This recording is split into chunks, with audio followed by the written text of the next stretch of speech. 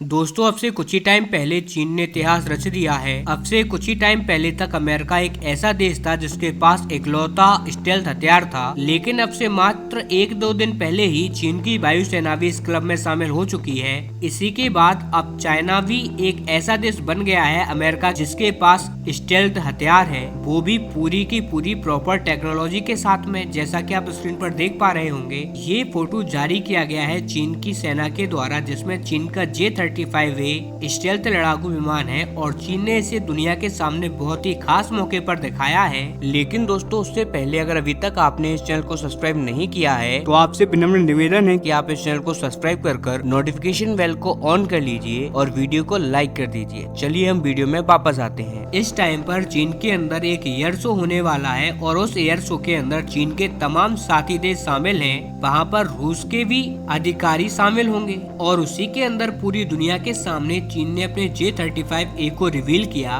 और साथ ही ये साबित कर दिया कि चीन के पास भी एक प्रॉपर स्टेल्थ हथियार है। अब भारत के लिए ये चिंता की बात तो है ही कि चीन के पास स्टेल्थ हथियार है, उससे भी ज्यादा चिंता की बात ये है कि ये जो J-35A है ना, ये पाकिस्तान की वायुसेना को भी मिलने वाला है। जी हाँ, पाकिस्तान की सेना भीख मांगकर कहीं ना कहीं से ये इसके लिए पैसे इकट्ठा करने में जुटी हुई है। कुछ ये पैसे दे देंगे, कुछ चाइना इनको उधार दे देगा और उसके बाद चाइना इनको ये J-35A स्टेल्थ लड़ाकू विमान दे देगा। यानी कि अब ये भारत के दो दुश्मन चीन और पाकिस्तान दोनों के पास आ जाएगा।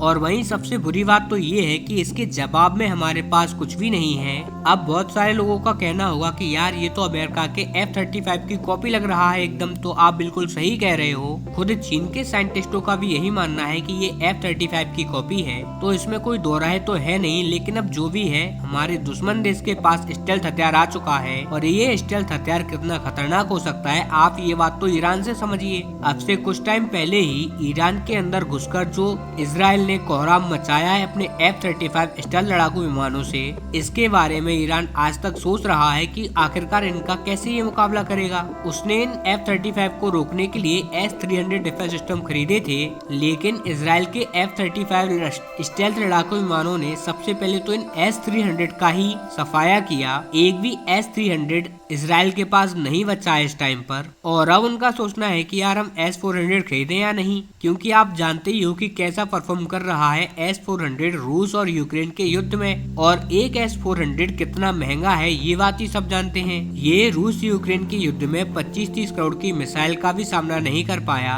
अब ऐसे में एक एयर डिफेंस सिस्टम के लिए कितना बड़ा चैलेंज होगा स्टेल्थ हथियार। अब भारत को जरूरत है, अब भारत को भी आवश्यकता है कि कोई स्टेल्थ विमान ले ले, क्योंकि इनको टक्कर जो देना है। अब चाहे वो स्टेल्थ हथियार हम खुद बनाएं या रूस से खरीदें या अमेरिका से खरीदें, फर्क नहीं पड़ता, चाहे ज्यादा संख्या में खरीदें या कम संख्या में। अब इस बात से कोई मुंह नहीं मोड़ सकता कि हमें हथियार की आवश्यकता नहीं है, फिर चाहे वो सरकार हो या वायुसेना हो या फिर हमारे कोई डिफेंस एक्सपर्ट ही क्यों ना हो। सबका मानना यही है कि अब हमें एक स्टेल्थ हथियार की आवश्यकता है। लेकिन यहाँ पर भी दुर्भाग्य ये है, इन सब मुद्दों के बावजूद भी हम इस डायरेक्शन में कोई भी बड़ा स्टेप नहीं उठा रहे। वो क्यों? क्योंकि हम इंडियन हैं, जब तक दुश्मन हमारे सिर के ऊपर नहीं बैठेगा तब तक हम उसके लिए कोई काम नहीं करेंगे।